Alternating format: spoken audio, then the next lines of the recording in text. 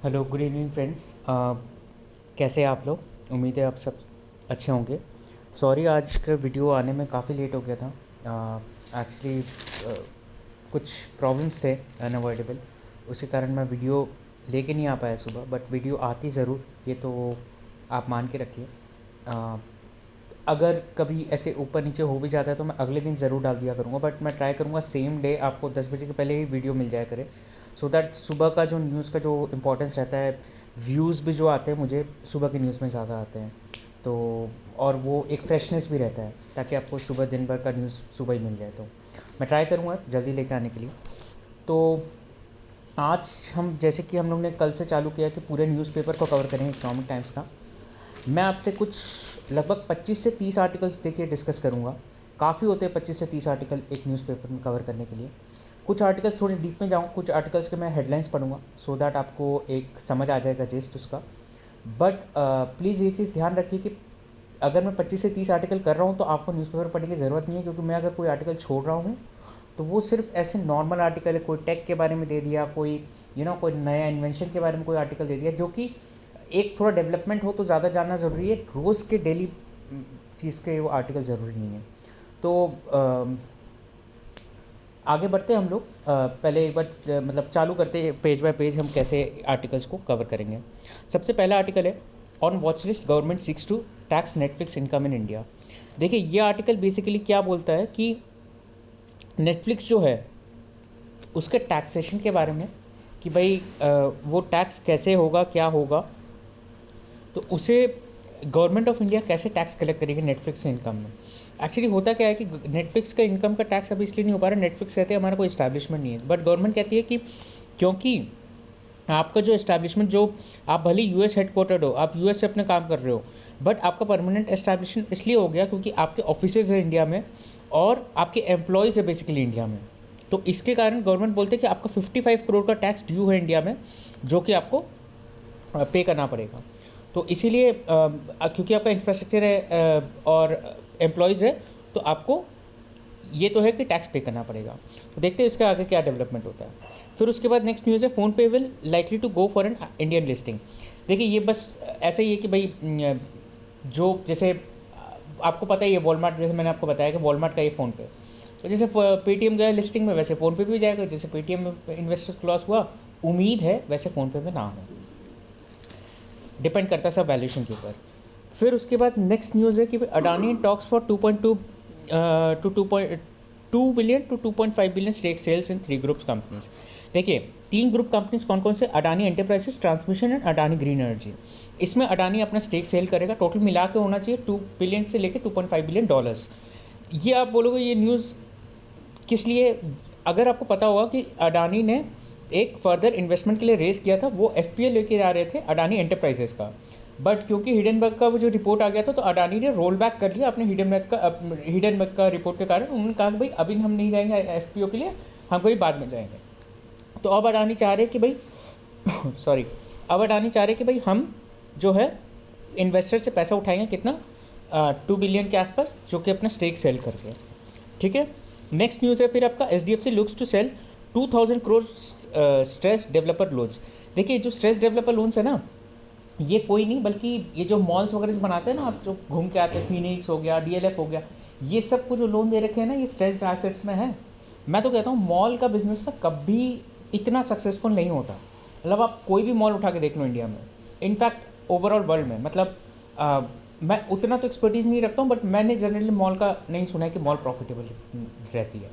तो ये मॉल से रिलेटेड और एक न्यूज़ में मैं आपको बताऊँगा, बट अभी ये कि H D F C sell करेगी। वही कैसे सेल करेगी? हम पता है कि भाई एक N A R C L का वाला कॉन्सेप्ट है, फिर उसमें स्विस चैलेंज के बारे में भी हमने पढ़ा था, तो वो सब के through H D F C sell करेगी। अब देखते हैं वो कैसे डेवलपमेंट होता है इसका। फिर नेक्स्ट न्यूज़ है soft bank shades 2% holding in Paytm parent.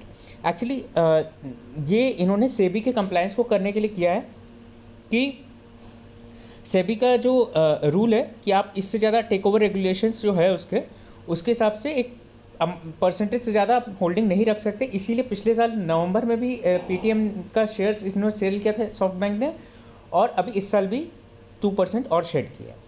फिर एक नेक्स्ट न्यूज़ है कि भाई अश्नील ग्रोवर के खिलाफ एफआईआर हो गया है। अश्नील ग्रोवर के खिलाफ एफआईआर इसलिए हो गया क्योंकि उन्होंने कुछ ऐसे एलिजेड उनके खिलाफ जो ब्लेम्स है कि भाई उन्होंने कुछ फ्रॉड किया था फ़ोनपे में, तो फ़ोनपे के जो इन्वेस्टर्स है उन्होंने उनके ऊपर केस किया है। अब देखते हैं इस पर क्या डेवलपमेंट होता है। खास न्यूज़ तो नहीं है ये, बट आगे डेवलपमेंट ये समझना पड़ेगा जब थोड़ा एक्सपोज होगा कि भाई क्या किया क्या नहीं किया, उसके बारे में जो थोड़ा डिटेल आएगा तो फिर पढ़ेंगे। फिर उसके बाद नेक्स्ट न्यूज़ है Maruti Suzuki plans to double capacity by 2030। पता है आपको मारुति सुजुकी का शेयर ऑलमोस्ट 48% है पूरे इंडिया के मार्केट में, व्हीकल कॉमर्शियल व्हीकल सेल्स में, पैसेंजर व्हीकल की बात कर रहा हूँ मैं। अब मारुति सुजुकी चाहता है कि भाई 2030 तक हम एनी हाउ से 50% कर दें, और ये अपना कैपेसिटी को डबल करने चाहते हैं। देखते हैं आगे क्या डेवलपमेंट होगा इसमें, एज एन मतलब बस यही एक छोटा सा न्यूज़ था। फिर उसके बाद Mauritius based Wadia company took 300 million loan from डॉइचे। देखिए एक्चुअली ये न्यूज़ क्या है ना, आपको बहुत फ़नी लगेगा। मॉरिशस में एक कंपनी है जो कि 300 मिलियन का लोन लिया डॉइचे बैंक से, ठीक है। अब ये जो डिपॉजिट है इन लोगों ने क्या किया, यही लोन के अगेंस्ट एक एफडी कर दिया, और एफडी करके इन्होंने एक लोन पास कर दिया। किसे? ये लोन पास कर दिया इन्होंने गो फर्स्ट गो एयर जो भी, तो उन्होंने उनको पास कर दिया ये लोन के खिलाफ। वो कितना था? 190 मिलियन। तो आप देखिए एक ही लोन पे उन्होंने 2 बार लोन ले लिया। तो ऐसा है कि भाई बस ये छोटा सा एक आर्टिकल था, इसको भी गो थ्रू कर लिया। अब आते हैं सेकंड पेज। देखिए सेकंड पेज हमें पता है कि भाई ये आर्टिकल इसके ऊपर है, पॉलिटिक्स के ऊपर है, हम डिस्कस नहीं करते, बट फिर भी मैं आपको एक जिस्ट बता देता हूँ कि आज क्या है ये आर्टिकल, क्योंकि इंपॉर्टेंट है इसलिए मैं शेयर कर रहा हूँ। एक्चुअली एक नाथ शिंदे का जो गवर्नमेंट बना है महाराष्ट्र में, उसमें प्रॉब्लम क्या है, सुप्रीम कोर्ट अब थोड़ा सा उठ के आया है और कहता है कि एक नाथ शिंदे का जो गवर्नमेंट जो बनाया गया है वो गलत है। स्पीकर को उनको ये चीज़ नहीं बोलना चाहिए था, किसे? उद्धव ठाकरे को, कि आप जाके फ्लोर टेस्ट कराइए और आप जाके अपनी मेजॉरिटी प्रूव करिए। सुप्रीम कोर्ट ने ये बोला कि भाई आप कौन होते हो ये चीज़ बोलने वाले कि स्पीकर को कि भाई जाके अपना वो कराओ, मतलब मेजॉरिटी प्रूफ कराओ। तो क्या स्पीकर का काम नहीं है? जी ज़रूर स्पीकर का काम है। सुप्रीम कोर्ट का ये हाईलाइट करने का मतलब था कि जब इंटरनल पार्टी के उसमें कुछ डिस्प्यूट हुआ है तो फिर स्पीकर कुछ नहीं बोल सकता। हाँ, अब जैसे ये महाविकास अघाड़ी जो है एनडीए गवर्नमेंट, अगर इसमें जो ये क्या बोलते हैं कांग्रेस जैसे इनके साथ है, अगर कांग्रेस ने डिफेक्शन करते, कांग्रेस डिफेक्शन नहीं बोलूँगा सॉरी, कांग्रेस ने अगर उनका सपोर्ट खींच लेते तो फिर वो फ्लोर टेस्ट के लिए बोल सकते, बट इंटरनल पार्टी में जिसने किया वो चीज़ गलत है। और तो फिर सबने कहा भाई फिर उद्धव ठाकरे को आप वापस से रीइंस्टेट कर दो। बोल नहीं, उद्धव ठाकरे को हम इसलिए वापस से रीइंस्टेट नहीं कर सकते क्योंकि उन्होंने नो कॉन्फिडेंस मोशन से नहीं हारा, उन्होंने रेजिग्नेशन दे दिया था उन्होंने, तो अब वो वापस से सीएम नहीं बन सकते। इस बेसिस पे गलत है ये तो है, बट उद्धव ठाकरे जी से ये गलती हो गई कि भाई उन्होंने रेजिग्नेशन दे दिया। अगर वो रेजिग्नेशन मान लो नहीं देते और ये फ्लोर टेस्ट होता और उसमें उद्धव ठाकरे हारते और फिर जाके अगर ये सीएम से का पद छोड़ना पड़ता तो फिर उनसे रीइंस्टेट किया जाता। डिफरेंस समझिए आप। और अगर नहीं समझ में आया तो वापस से रिवाइंड करके ये चीज़ सुनिए, मैंने बहुत अच्छे से क्लियरली आपको समझाया ये चीज़। और दूसरा चीज़ ये कि सुप्रीम कोर्ट ने और एक चीज़ भी हाईलाइट किया है कि भाई जो एमएलएज ने जो डिफेक्ट करके जो इन्होंने मतलब एक ये जो उद्धव ठाकरे के खिलाफ जो एक्शन लिया था, बोले कि अब वो एमएलए भी एंटी डिफेक्शन लॉ के अंदर वो होंगे, क्या होंगे, चार्ज किए जाएंगे। अब प्रेशर आता है महाराष्ट्र के स्पीकर के ऊपर कि भाई आप अब उनको एंटी डिफेक्शन लॉ के अंदर चार्ज करो। अगर चार्ज करोगे तो क्या होगा, वो एमएलए को अपनी सीट्स खाली करनी पड़ेगी, सीट्स खाली करनी पड़ेगी तो वापस से फिर वो जो नई गवर्नमेंट है उनको बोलना पड़ेगा कि भाई हमारे जो है एक नाथ शिंदे को प्रूव करना पड़ेगा कि हमारा मेजॉरिटी है। तो ये एक डेवलपमेंट है, थोड़ा इंपॉर्टेंट था इसलिए मैंने डिस्कस कर दिया। और फिर उसके बाद supreme court empowers Delhi government. इसमें क्या है ना, सुप्रीम कोर्ट ने ये बोला कि भाई आप लोग जो कह रहे हो ना लेफ्टिनेंट गवर्नर कि भाई इतना पावर है, भाई लेफ्टिनेंट गवर्नर के पास सिर्फ 2 ही पावर है, एक लैंड को लेके और एक पुलिस को लेके। बाकी सब चीज़ों में गवर्नमेंट ऑफ दिल्ली जो कि अरविंद केजरीवाल जी के अंदर है वो ज़्यादा पावरफुल है। तो इसी कारण अरविंद केजरीवाल जी भी थोड़े वो हो गए, मतलब कि भाई अब मेरे से बच के रहना करके। तो ये है न्यूज़। फिर उसके बाद हम नेक्स्ट आर्टिकल की तरफ चलते हैं। ये तो ऐसे ही न्यूज़ है। Small grocery stores turn big sellers again. अब ये चीज़ है कि इसमें एक छोटा सा ये न्यूज़ है कि भाई स्मॉल ट्रेडर्स जो थे उन लोग अब ज़्यादा क्लॉक करने लग गए sales compare to what was during the pandemic, क्योंकि पैंडेमिक के टाइम में एक तो स्टोर्स बंद रहते थे, खुले भी रहते थे, तो लोग ज़्यादा ऑनलाइन प्रेफर करते थे, मार्केट में निकलना नहीं प्रेफर करते थे। अब जो है वापस से वो लोग मार्केट में आ रहे हैं। फिर उसके बाद private sector capex will gather pace, L&T CFO उन्होंने ये चीज़ बोला कि प्राइवेट सेक्टर्स भी अब थोड़ा इन्वॉल्व होंगे और अपना इन्वेस्टमेंट बढ़ाएंगे, केपेक्स बढ़ाएंगे, तो उससे इकोनॉमी को बूस्ट मिलेगा वगैरह वगैरह। रेगुलेटर, फिर नेक्स्ट न्यूज़ है regulator plans to cap prices of similar drugs of same pharma company. देखिए ये न्यूज़ में क्या बोलना चाह रहे हैं कि भाई रेगुलेटर बोल रहा है कि अगर एक फार्मा कंपनी के एक ही फार्मा कंपनी के अलग अलग ब्रांड्स के सेम दवाई है, तो आप वो दवाई के बीच में ज़्यादा रेट का डिफरेंस नहीं रख सकते और उसमें आपको कैप रखना पड़ेगा। ऐसा नहीं होगा कि भाई सेम कंपनी का एक ब्रांड में अगर बिक रहा है, मान लो ABC ब्रांड में बिक रहा है वही ड्रग 10 रुपये का, और वही दूसरे ड्रग XYZ ब्रांड में बिक रहा है, वो बिक रहा है 100 रुपये का, वो आप नहीं कर सकते। तो उसे रेगुलेट करने के लिए ये चीज़ लॉ लाया गया, मतलब लॉ लाने का प्लान चल रहा है। फिर उसके बाद हम नेक्स्ट आर्टिकल की तरफ चलते हैं। एक छोटा सा आर्टिकल है कि ONGC discovers oil gas off Mumbai coast. एक बार उसके बारे में थोड़ा सा उन्होंने रिसर्च कर लेने दीजिए, फिर हम इस आर्टिकल में आएंगे कितना क्या कैपेसिटी है, क्या फ़ायदा होगा एंड ऑल दोज थिंग्स। अभी इस आर्टिकल को पढ़ के कोई खास मतलब नहीं है, बट हाँ हेडिंग था तो मैंने आपको बता दिया। फिर नेक्स्ट आर्टिकल की तरफ चलते हैं कि no plans to file insolvency says SpiceJet CMD Ajay Singh. Actually इसमें ये है ना कि जो अजय सिंह है वो स्पाइसजेट के CMD है, और उन्होंने ये चीज़ बोला कि भाई हम इंसॉल्वेंसी की तरफ नहीं जाएंगे, स्पाइसजेट रिवाइव करेगा। इन्होंने कुछ 50 मिलियन का कुछ ECLGS उठाया है, वो emergency credit line guarantee scheme के तहत वो उन्होंने वो उठाया, लोन उठाया है 50 मिलियन का, और उन्होंने अपना खुद का भी कुछ फंड इन्वेस्ट किया, तो टोटल मिला के उन्होंने कुछ फंड इन्वेस्ट किया, उससे कहते हैं वो स्पाइसजेट को रिवाइव करेंगे और कोई ज़रूरत नहीं है इंसॉल्वेंसी के लिए। फिर उसके बाद plane lessor SMBC challenges NCLT move to admit Go First for insolvency. देखिए इसमें ये क्या न्यूज़ है कि भाई जो मैंने आपको कल भी बताया था कि जो प्लेन लेसर है ना, जो जिन्होंने गो फर्स्ट को आपको ये दिया था, प्लेन्स दिया था, तो उसमें क्या है कि उन लोग थोड़ा सा वो कर रहे हैं कि भाई आपने क्यों NCLT को कह रहे भाई आपने क्यों उनके प्रोसीडिंग्स को हाँ कर दिया, मतलब उनके उसको हाँ कर दिया पिटीशन को, आपको नहीं मानना चाहिए था इंसॉल्वेंसी के लिए। अब क्या हो रहा है उनका प्रॉब्लम कि भाई हम जो उनको वापस से लीज कैंसिल करके अपना प्लेन ले सकते थे, अब हम ले नहीं पा रहे, सारे प्रोसीडिंग्स मेरे रुक गए, सारी चीज़ हॉल्ट में चले गए, तो ये चीज़ तो मेरे साथ फ्रॉड हो गया ऐसा। फिर उसके बाद नेक्स्ट न्यूज़ है कि DOT department of telecom refuses to regulate cloud service providers. देखिए एक्चुअली इसमें ये न्यूज़ है कि भाई डिपार्टमेंट ऑफ टेलीकम्युनिकेशन को बोला जा रहा था कि भाई आप जो है क्लाउड सर्विस प्रोवाइडर्स को रेगुलेट करो, बट डिपार्टमेंट ऑफ टेलीकॉम बोल रहा है कि भाई उसको ministry of electronics and telecommunication already regulate कर रहा है, हम डबल रेगुलेशन लगा के उन्हें क्लाउड सर्विस प्रोवाइडर्स को ज़बरदस्ती मुश्किल में नहीं डालेंगे। और ये प्रपोजल किसका था वैसे? ट्राई का प्रपोजल था, telecom regulatory authority of India का प्रपोजल था कि आप रेगुलेट करो, बट DOT ने मना कर दिया। एक्चुअली थोड़ा टसल चलता ही रहता है दोनों के बीच। फिर उसके बाद नेक्स्ट न्यूज़ पे चलते हैं हम। थोड़ा बहुत मार्केट का न्यूज़ है, बट अगेन मतलब पर्टिकुलर हम कितने न्यूज़ का कवर कर लेंगे। मैं आपको बता रहा हूँ इकोनॉमिक टाइम्स 60-70 से ज़्यादा न्यूज़ है, बट कुछ न्यूज़ ऐसे होते हैं कि यार चलो ठीक है, मतलब या तो इसको हेडलाइन भी गो थ्रू कर लो या तो वो भी करने की ज़रूरत नहीं है आपको। बट मैं कह रहा हूँ 30 न्यूज़ आपको कवर करके दे रहा हूँ। उसके बाद आपको न्यूज़पेपर अगर आप पढ़ोगे तो आपकी मर्जी है, लेकिन आप नहीं भी पढ़ोगे तो आपका ऑटोमेटिकली पूरा न्यूज़पेपर कवर हो चुका है, ठीक है। और इसी बात पे अगर आपको अच्छा लग रहा है, इन्फॉर्मेटिव लग रहा है और आप चाहते हैं ऐसे वीडियोस में और बनाऊँ, तो प्लीज़ मुझे लाइक करके बताइए, मुझे कमेंट सेक्शन में बताइए क्या और इम्प्रूवमेंट चाहते हैं आप ज़रूर बताइए मुझे। चलिए आगे बढ़ते हैं आप, और सब्सक्राइब ज़रूर करिए ताकि मैं इस टाइप के अगर वीडियोस बनाऊंगा तो आपको ज़रूर मिलता रहेगा नोटिफिकेशन। तो नेक्स्ट न्यूज़ है equity mutual fund flows SIPs fall in April despite rebound.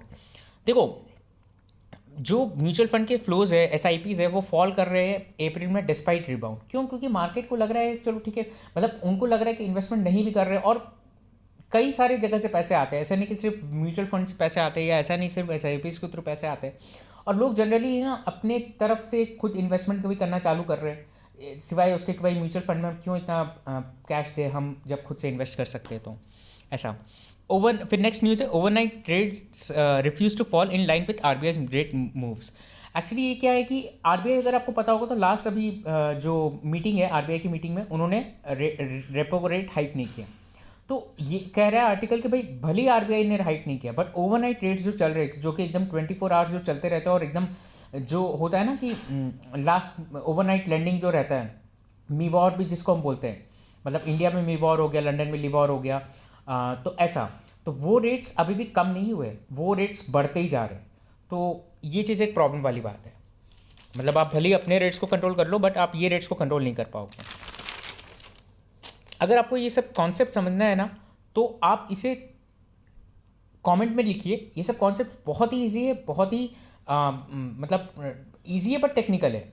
तो अगर आप चाहते हैं मैं इस सब चीज़ को समझाऊँ तो मैं ज़रूर समझा सकता हूँ। अगर मैं एक एक आर्टिकल को पूरा डिटेल में समझाने लग जाऊँ तो वीडियो भी थोड़ा बड़ा हो जाएगा। फिर उसके बाद NCLT junks insolvency plea against simplex sites company stocks receivable. देखिए ये एक आर्टिकल जो है, ये अगेन एक सिंप्लेक्स इंफ्रास्ट्रक्चर के ऊपर है।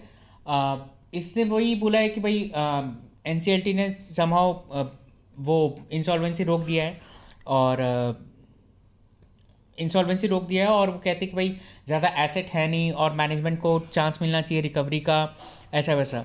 और अगर हम मैनेजमेंट चेंज करेंगे तो ऐसा नहीं कि सिंप्लेक्स से प्रॉब्लम सॉल्व हो जाएगा, तो इसलिए इंसॉल्वेंसी का प्रोसीडिंग्स रोक दिया है।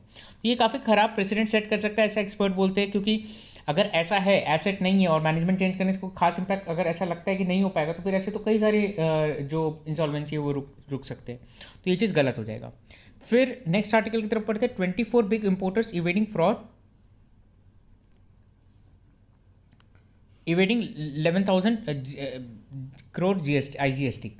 ये चीज़ है कि भाई जो इम्पोर्टर्स है, स्पेशली इसमें स्कैन में ज़्यादा कौन है, जो फार्मा कंपनीज रहते हैं। अगर आप ये चीज़ देखोगे नेक्स्ट आर्टिकल हम यही चीज़ डिस्कस करने वाले थे कि मैनकाइंड फार्मा ऑफिस IT ने सर्च किया उसको, इसीलिए क्योंकि भाई एक तो इनके IGST जो है उसके कारण भी प्रॉब्लम जा रहा है, और मैनकाइंड का भी कुछ प्रॉब्लम जा रहा है। उनका ये प्रॉब्लम जा रहा है कि उन लोग के ऊपर ये एलिगेशन कि भाई उन लोग इन्फ्लेट कर रहे हैं अपने एक्सपेंडिचर, और ज़बरदस्ती प्रॉफिट कम करने की कोशिश कर रहे हैं। तो इसमें थोड़ा सा इन लोग के ऊपर IT सर्चेस हो रही है। फिर नेक्स्ट है न्यूज़, जो कि मैं आपको बता दे रहा हूँ, हम अभी तक 22 न्यूज़ कवर कर चुके हैं, हम अभी 23rd न्यूज़ पे जा रहे हैं। Investments via PLI schemes top priority finance minister. आपको पता होगा PLI scheme productivity link incentive scheme, कि भाई जितना आप प्रोड्यूस करोगे उतना आपको क्या बोलते हैं वो मिलेगा, production link incentive, sorry PLI का मैं प्रोडक्टिविटी बोलते हैं, प्रोडक्शन लिंक इंसेंटिव, तो उसमें आपको बेनिफिट मिलेगा टैक्स का। तो इसी हिसाब से गवर्नमेंट चाह रही है कि हम और थोड़ा पैसा खींचे। फिर उसके बाद states told to spot weak areas in linking Aadhaar और बैंक अकाउंट्स। आपको पता होगा जुलाई 1 से अगर आधार कार्ड और बैंक अकाउंट लिंक नहीं है तो मनरेगा के पेमेंट नहीं आएंगे। तो इसलिए सेंटर ने बोला है कि भाई आप थोड़ा सा एक्सिलरेट करिए प्रोसेस को, ताकि इस चीज़ में थोड़ा ट्रांजिशन में मुश्किल नहीं जाएगा, तो भाई मुश्किल जाएगा तो फिर वो एक्सटेंड कर देंगे, सिंपल सी बात है। ONDC not trying to push any company out of business. Next article देखो, ये चीज़ जो मैंने आपको कल बताया कि ONDC में भी क्या हो रहा है कि भाई स्विगी, जोमेटो, ओला, उबर, ये सारे जो प्लेटफॉर्म्स के जो इन्होंने जो अपना मोनोपोली बना के रखा था और अनचार्ज रेट चार्ज कर रहे हैं, उनके थोड़ा मोनोपोली ये सब चीज़ खत्म होगा, और ONDC वाले प्लेटफॉर्म्स को लोग यूज़ करना चालू करेंगे। तो इससे क्या होगा, मैंने आपको बताया था कि ये सबके द्वारा ओन किया जाएगा, कोई पर्टिकुलर इसका ओनर नहीं होगा। तो इसके कारण इनको थोड़ा लॉस फेस करना पड़ सकता है, लेकिन गवर्नमेंट बोल रही है कि भाई हमारा ये इंटेंशन नहीं है कि हम किसी को बिजनेस से बाहर निकाल दें, उनके कस्टमर्स तो रहेंगे उनके पास, लेकिन हमारा ये है कि सारे कस्टमर्स को ये चीज़ करें, और जो उनकी जो मन के हिसाब से जो कर रहे हैं वो चीज़ ना करें, कंज्यूमर्स को एक्सप्लॉइट ना करें। फिर ये चीज़ है कि भाई जो थोड़ा बहुत प्रॉफिट वगैरह के बारे में न्यूज़ है कि भाई लार्जेस्ट OTT प्लेटफॉर्म मार्केट है इंडिया। फिर उसके बाद HDFC जो लोन सेल कर रहे हैं उसके बारे में है, जो हम लोगों ने फ्यूचर मतलब पहले पढ़ लिया है वगैरह वगैरह। फिर नेक्स्ट एक छोटा सा न्यूज़ है कि there is a very small chance of US debt default even that poses a global risk. मैंने आपको कल बताया था US के ऊपर भी एक लिमिट रहता है, वो ट्रेजरी से ज़्यादा लोन नहीं ले सकते हैं। तो इसके कारण अगर वो लोन अभी अगर मान लो ट्रेजरी नहीं बढ़ाता तो 31 ट्रिलियन ऑलरेडी उनका हो चुका और 31.8 ट्रिलियन उनका कैपेसिटी है। तो अगर ये चीज़ नहीं होता तो हो सकता है जून के फर्स्ट वीक में उन लोग डिफॉल्ट करना चालू कर देंगे, बट वो ऑटोमेटिकली लोन का एक्सटेंशन आ जाएगा, मतलब लिमिट बढ़ जाएगा। तो ऐसा कुछ नहीं है, बट वही कह रहे हैं कि भाई डिफ़िकल्ट हो सकता है इससे सर्वाइव करना अगर ऐसा कुछ होता है तो। फिर उसके बाद Pakistan supreme court declares Imran Khan arrest illegal. Imran Khan को एक्चुअली जो उनके पैरामिलिट्री फोर्सेस है वो उठा के ले गई थी, तो इमरान खान के जो अरेस्ट के खिलाफ सुप्रीम कोर्ट ने बोला है कि ये चीज़ गलत है। EU makers take first step towards curbs on AI. देखिए ये क्या है कि ईयू मेकर्स जो है, ईयू लॉ मेकर्स, उन्होंने फर्स्ट टाइम आर्टिफिशियल इंटेलिजेंस को कंट्रोल करने के लिए लॉ लेके आए। तो इसके लिए बहुत ही एक रिक्वायर्ड स्टेप है आज के डेट में, जितना आर्टिफिशियल इंटेलिजेंस का जो वो बढ़ते जा रहा है, तो ये बहुत ही रिक्वायर्ड था स्टेप। फिर इसके बाद China consumer inflation rises 0.1% in April at slowest pace in 2 years। देखिए जहाँ पे वर्ल्ड में इतने इन्फ्लेशन राइज हो रहे हो, चाइना सिर्फ 0.1% इन्फ्लेशन राइज कर रहा है। Bank of England raises interest rate to the highest level since 2008। ठीक है। फिर उसके बाद आप देखिए developers plan larger malls to go beyond shopping. जैसे कि मैंने बताया कि मॉल्स वगैरह लॉसेस में जा रहे हैं, तो मॉल्स वगैरह अब थोड़े इनोवेशन के साथ आ रहे हैं कि भाई हम क्यों सिर्फ शॉपिंग कराने के लिए जाए, क्यों कुछ ऐसा न बनाए कि लोग आके पूरा दिन भर अपना स्पेंड करें मॉल वगैरह में, क्यों ही सिर्फ कपड़ों का शॉपिंग या चीज़ों का शॉपिंग ही करने आए, लोग अपना हो सकता है सोशल एक्टिविटी भी करने आए, तो ऐसा टाइप का कुछ प्लान कर रहे हैं। फिर उसके बाद कुछ ऐसे न्यूज़ है थोड़े बहुत जो मैंने आपको कवर कर दिया है कि भाई एक तो वैल्यूएशन के ऊपर है कि भाई इन दोनों स्टार्टअप का वैल्यूएशन गिर रहा है, कितने छोटे छोटे न्यूज़ है ये सब चीज़ के ऊपर, सारे तो हम कवर देखे नहीं कर सकते हैं। फिर एक है कि भाई government to send notice to WhatsApp on spam calls hike. WhatsApp की कुछ स्पैम कॉल्स आ रहे, वो मैंने पहले भी कवर किया है इस चीज़ को, तो उस चीज़ के लिए व्हाट्सएप जो है नोटिस भेजेगा, सॉरी मिनिस्ट्री है जो नोटिस भेजेगा व्हाट्सएप को।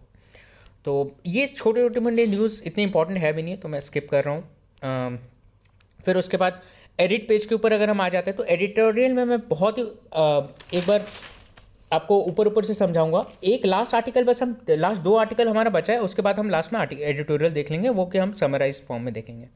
एक तो ये कि high octane IPL matches take